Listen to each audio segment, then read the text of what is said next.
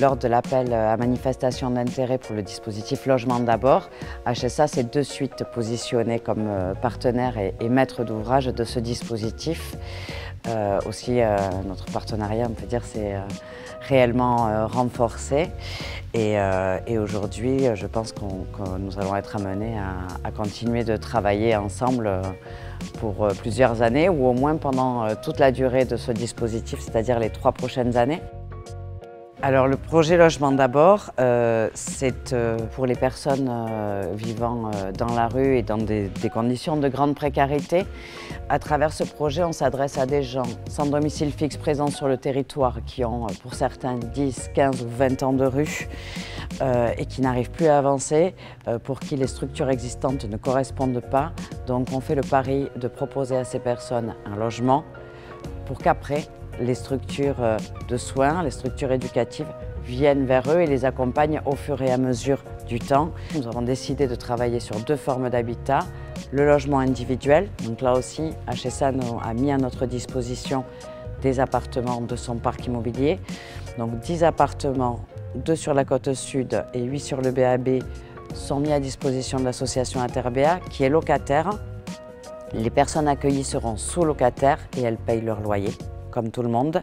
Et de l'autre côté, on a décidé pour les personnes qui ont un très gros parcours de rue, qui vivent en squat, en communauté, en rue, de proposer ces habitats modulaires qui en fait seront dans le cadre d'un accueil semi-collectif. L'association Humanisa de l'école d'ingénieurs d'Anglet ISA-BTP a assuré la conception et la réalisation de ces habitats modulaires.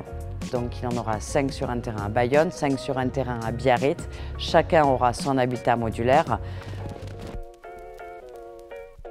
Tout le monde a répondu un peu dans l'urgence. HSA s'est réellement mobilisé pour pouvoir trouver les bons matériaux. La CAPB a mis ce local à disposition. Les jeunes ont énormément travaillé. Ça a été 56 étudiants qui pendant 1 mois et demi sont venus construire ces 5 modulaires.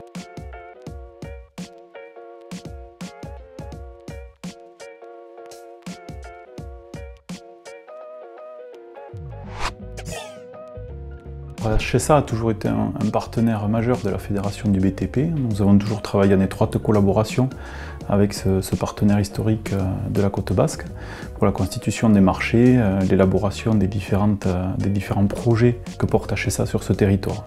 Dans le cadre des démarches RSE que mène HSA, nous avons établi une convention, la convention Accord, il y a 3 ans, avec la fédération du BTP, où HSA était un des partenaires moteurs et le premier signataire de cette convention pour une relation étroite au niveau de la RSE entre les entreprises et HSA.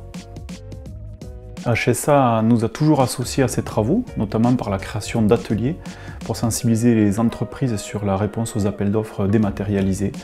On a toujours travaillé avec eux main dans la main pour l'établissement de critères de choix objectifs, notamment pour les entreprises du territoire, puisque 95% des travaux effectués par HSA sont faits par les entreprises de notre territoire.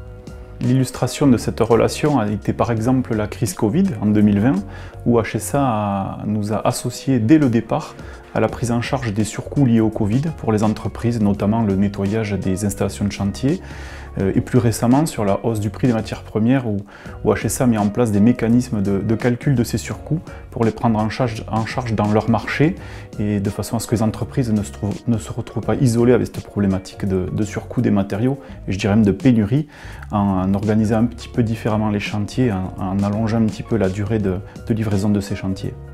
Pour la fédération du BTP, HSA est le partenaire historique en termes de RSE, de par ses attitudes, de par ses travaux.